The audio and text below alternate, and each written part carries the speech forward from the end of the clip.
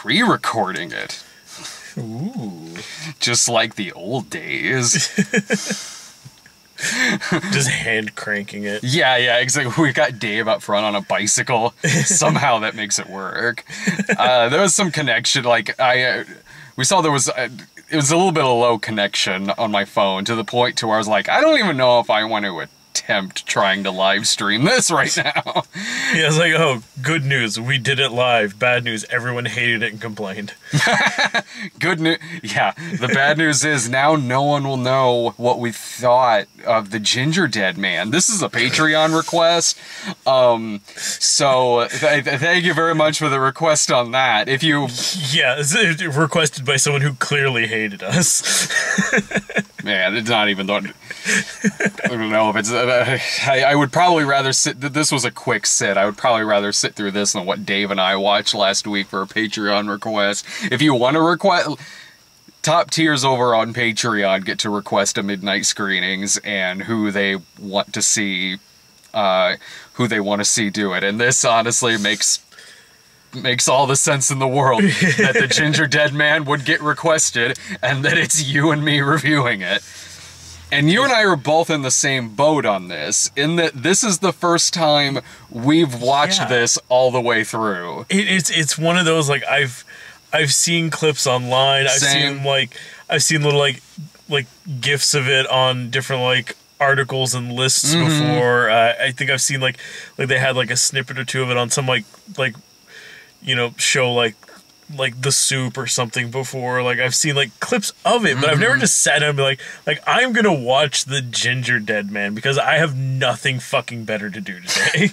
It just, I don't know if we're the same way, but this was one of those movies for me where it's like, and it's not that I'm above a movie like this. It's not that. It's that this.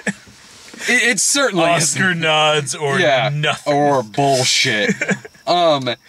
This was one, because I remember when this came out, and I remember seeing it on the shelf at the video store, and having a smirk about it, but never being curious enough to actually rent it, because it was one of those where I felt like this movie is just a box cover. Like, yeah, because it's... I remember seeing this one as like fucking Gary Busey is the Gingerdead Man. I'm like, because of course he is. I feel like I can picture this movie in my head, and whatever I'm picturing in my head was a lot clearer than the movie was. Or it's exactly what the movie was. Because you have to do it like one that's realistic and one that's not. The unrealistic one that you're picturing in your head is going to do far more outlandish things than this movie does. But the realistic idea of this is exactly what this movie turned out to be, and I can see why I didn't rent it. And that's a good way to put it, because I mean, yeah, like just going strictly off of face value, you know this is going to be a terrible movie. Like, it's right up there with like, you know, like we were just talking, like Jack Frost and you know, like the later Puppet Master movies after like Retro Puppet Master. Well, including Retro Puppet Master. That was dog shit. But you know that it's going to be bad, and in my head, like, I kept picturing like, oh, well, here's like some dumb things. Like, I mean, all the female characters in this look like they just got done shooting a porno and decided, like, well, I need an extra bit of money for rent this month. It also kind of feels like the kind of movie that would have somebody in it who would later go on to be famous. You know what I mean? Like, it feels like this is the kind of movie we'd be watching, and like fourth build is Brie Larson. We're gonna look back at this in 15 more years like, oh shit, that was them? Yeah. Like, someone in this is hoping for this to be their Jennifer Aniston moment. Totally.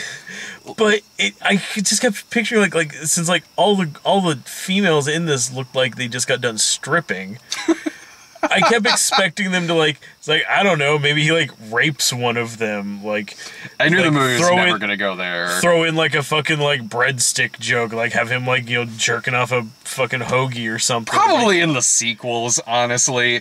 Like, but yeah, it's for what it is. Like, it doesn't really do anything with the fact that he's a anthropomorphic cookie.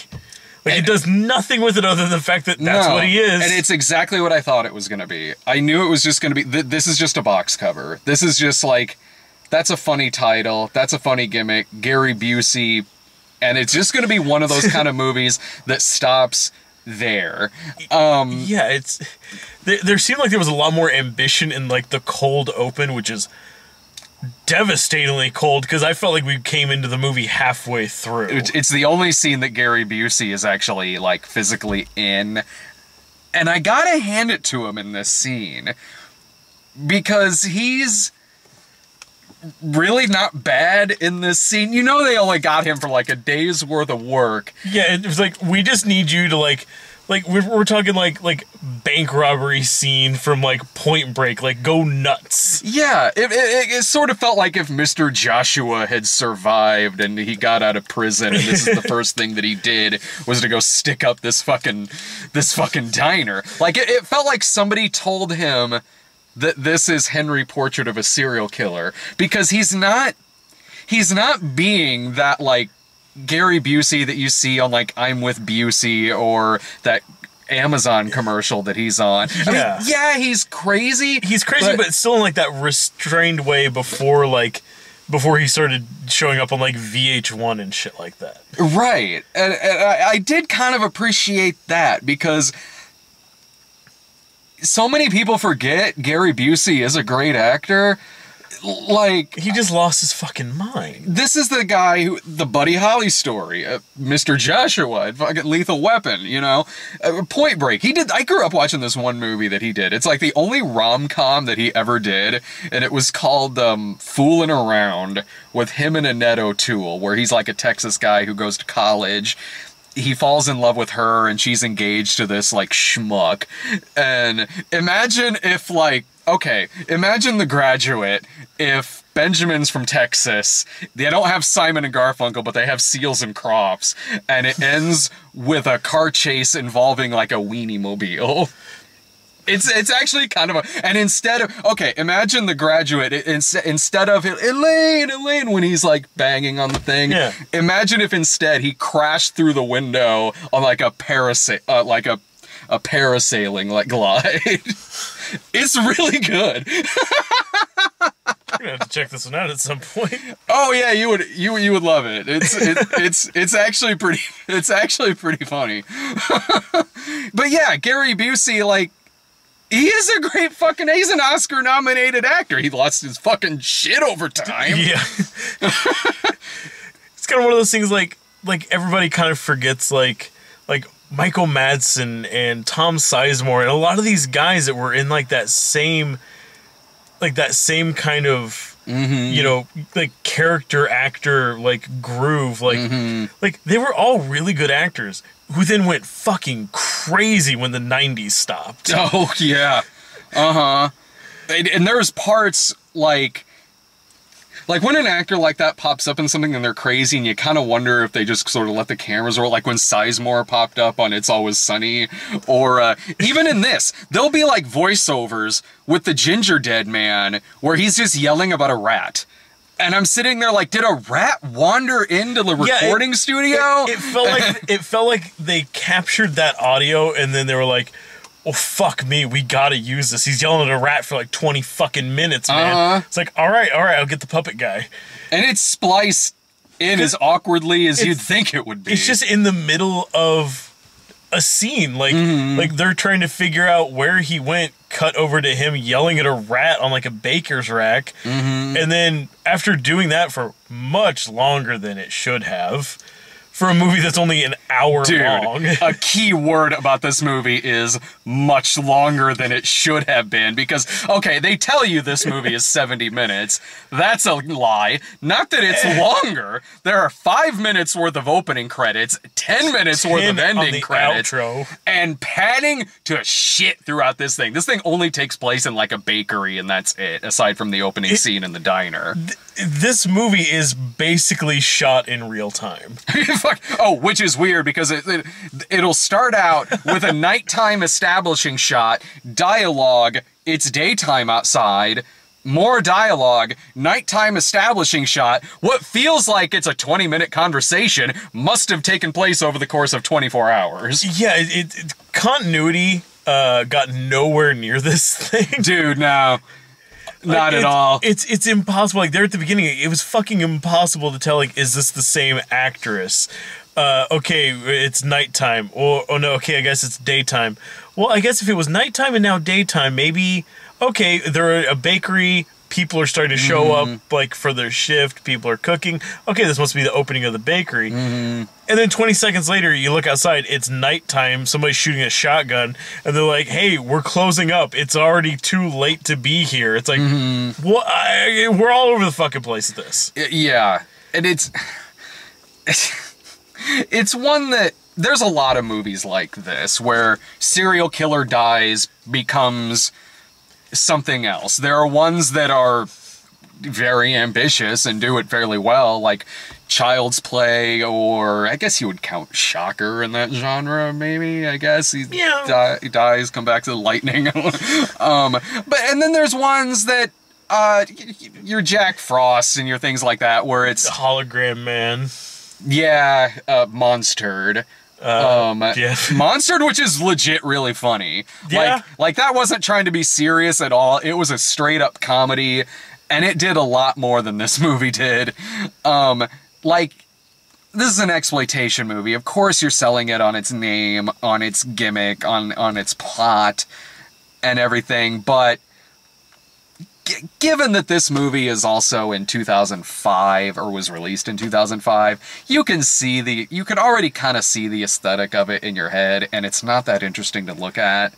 Yeah, and it's a bland movie. And I can't assume that it was, I mean, because we were watching it on Hulu. Yeah, and it looked like we pulled up like an old YouTube video of it. It looked like, oh, best viewed at like 600 by 800, and we stretched it out to fit a fucking flat screen. Like, it's like, it looked just fucking terrible. So I can only assume that whatever, like, digital film camera Charles Band picked up to, like, start doing is like, oh, let's shoot a movie every other fucking day. Like, it must have just been some cheap, like, whatever, like, you know, fucking off the shelf at Best Buy he could find. Yeah. Because it looked just fucking terrible. And but you know, you go back to a movie like, cameras aren't very good at shooting nighttime scenes because the sensors don't pick up dark very well. And I could at least, like, one of that I watched a lot when I was younger was Demonic Toys. I watched that far more than I did Puppet Master, and that, yeah, it's, you know, it's demon toys come to life, and right on. Okay, like, you got me sold there. I'm curious enough to actually watch this, because I would sit there and watch it, and what you get is also kind of this cool cop movie with Tracy Scoggins. It is dark. It is kind of gritty. They're way more ambitious with the effects in that than they are in a movie like this. Same with, even though I always preferred Demonic Toys, Puppet Master, again, you can be impressed by some of the work that's going into it. Yeah, the stop motion for some of the puppets was actually really good. Like, yeah, sometimes it's a grown man just rolling around on the floor holding a puppet, but like other times, like with some of the puppets, like it honestly is like very creepy to watch. Yeah. But yeah, this one just none of that was here anymore. I will say that, like, it is a puppet in this. It's not this CGI gingerbread man running around, but at the same time, they also didn't, like, I was kind of assuming, like, and again, like, for me, like, it's having only ever seen like quick little snippets of it, or like looking at the box cover, I assumed that it was going to be like she was making, especially the amount of dough she rolled out at first. I thought it was going to be like, oh, so she'll roll out a thing that's basically the size of a small child, like, you know, like Chucky sized, and then it'll just be a guy in a, you know, gingerbread suit. Yeah, no, it's a little like Puppet Man, but the size of like a dog toy. Yeah, and it's just, they just film some shots of this puppet talking. It doesn't really do anything. It's one of those, it kills people because they have to let him kill them. It's like that fucking monster from, what was that fucking movie? The Mystery Science Theater one, where it was like the alien that looked like a fucking parade float. The Creeping Terror. That's it. Yeah. It just looked like a giant pile of garbage bags slowly moving at you. This was like just move. This was like in Child's Play. Like, yeah, Chucky is really small. But at least he can run. He can run away pretty fast, and also the movie did that well because he would sneak up. He would fucking sneak up on you. He would catch you off guard, and that's how he really did a lot. They worked that well. In this, throughout all of this, there is no reason why anyone can't just go up to this thing and just fucking kick it. Well, there's also no reason why they would just leave. Like, they keep choosing to stay, knowing full well that they could just leave. Like, it's not like they're locked in the bakery or something. They just know that they shouldn't go. Unless they are, and I missed that. But I don't... No, they do go out in the parking lot a couple of times. Because that one guy who's the girl's Texas dad trying to buy the bake... He looks like Charles Dance crossed with a No. 2 pencil. That gets hit by the car. I don't know. It was funny in the sense that, like, they overpowered him so much quicker and easier when he became a human at the end versus when he was the cookie. Yeah. When he was a cookie, he saw the proportional strength of Gary Busey, but when he became like just took over that guy's body, he had the proportional strength of a guy who looks like he weighs about 130 pounds. Mm-hmm. Just shot him a couple of times and throw him in the walk-in oven. Which, is that even a fucking thing? I asked you that during the thing. I was like, is a walk-in oven a thing? For me, it just looked like a walk-in cooler with a window that they just put a big red, like, floodlight in. Yeah, exactly. I'm like, oh, well, it's red. Clearly it's hot in there. It's... I mean, you already know the plot of this thing. Gary Busey is a serial killer. He's captured... But when he's captured and when he's executed, like, there's all of this stuff that is happening in between that it never shows because it doesn't have the budget for it. Yeah, like, it has a cold open, sort of similar to, like, the beginning of Child's Play, where we're following Charles Lee Ray, like, you know, facing off with the cops and, like, hiding in, like, that fucking, like, toy store and does the whole thing with the doll. Like, we get to see that happen. This one, like... He has this, like, big confrontation with this family, and then cut to 5 minutes of credits, and then it cuts back to the surviving family member from that. Mm-hmm. And she just looks at, like, a newspaper clipping that says that he's been arrested, vows revenge, and another one that says something about, like, his execution is coming up. Well, and then, like, she's, like, waiting for it. She's like, yeah, it's a couple days away, and then she goes up... like, goes to one of her friends and like, did you see this in the paper? They already killed him a couple days ago. It's like, this was so cumbersome to get to that point. Yeah, they killed him a couple days ago. His, mom, I guess. Oh, and they also put in the paper that they cremated him and then returned his ashes to his mother. And then the ashes are sent to them, and they end up making dough out of it, and dude's blood falls into the thing. So this whole plan is entirely hinged upon the fact that somebody has got to accidentally cut their finger open and then hold it over the baking supplies and then still use them.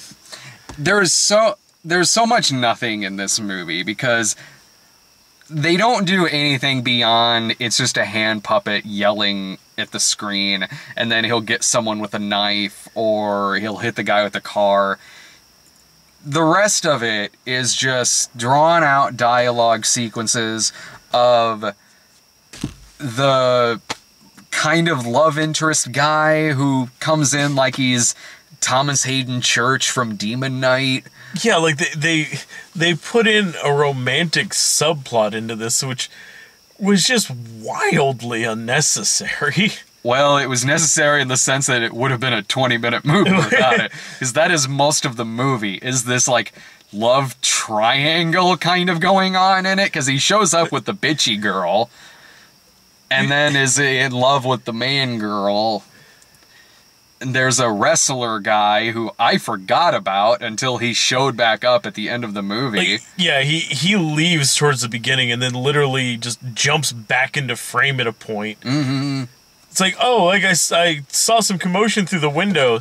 Like, they've been in, like, the back of this place that's just completely windowless for a long time. Well, it's like, and then he jumps down off of, like, a shelf. I'm like, where did you come from? Well, that guy gave me, like, one of the only laughs, and I think, like, the only laugh I had in this. But most of the dialogue in this is stuff like, I wonder how much dough a talking cookie would get. Get it? Dough? And yeah, it's lame just phoning it in one-liners. But that guy, when he actually pinned the cookie down like someone should have done an hour ago, pinned the cookie down and killed it by eating it.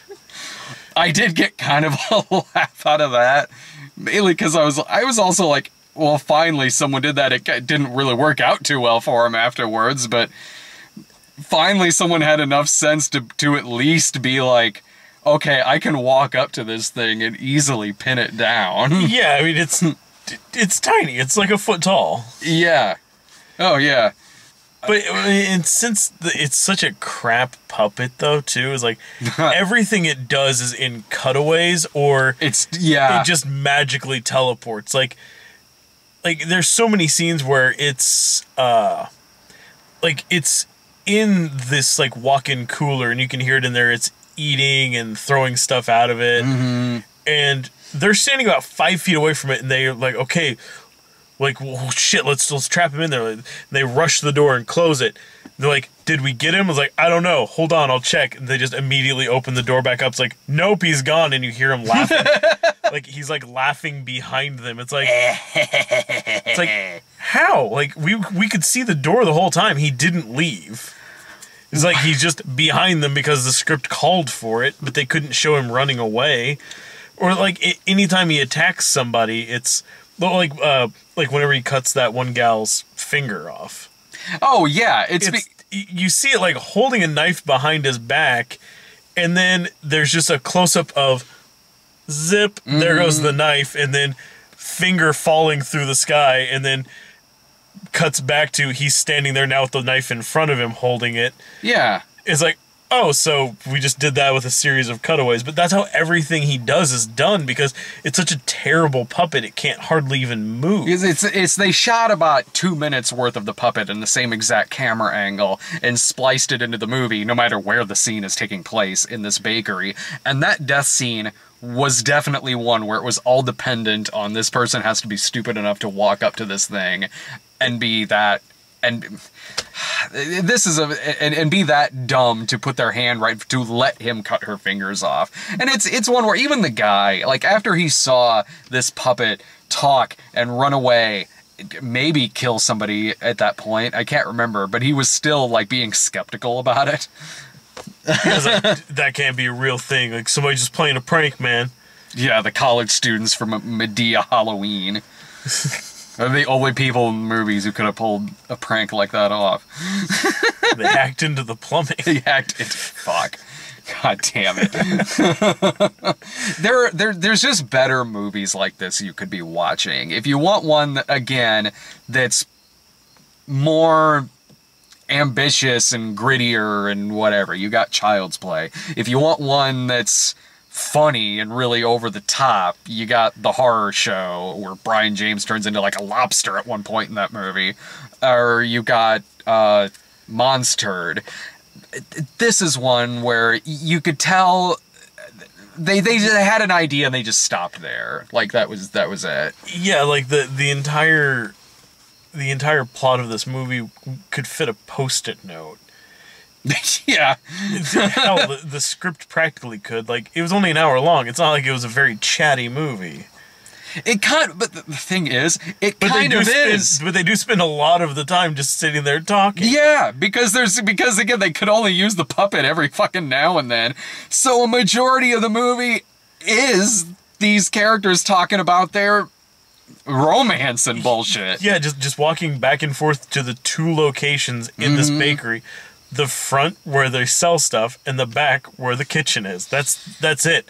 That's the extent of it. It's like if you filmed a movie only in your living room and your kitchen.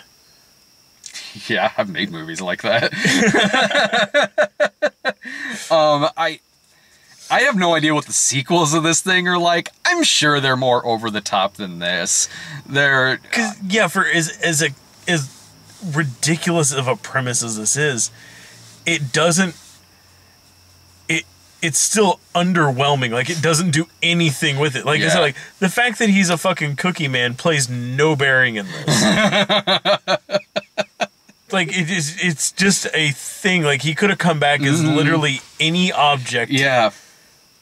Or person, or just came back as his fucking self, or a ghost, or anything. They settled on Cookie Man, and that was it. That was as far as they went with it.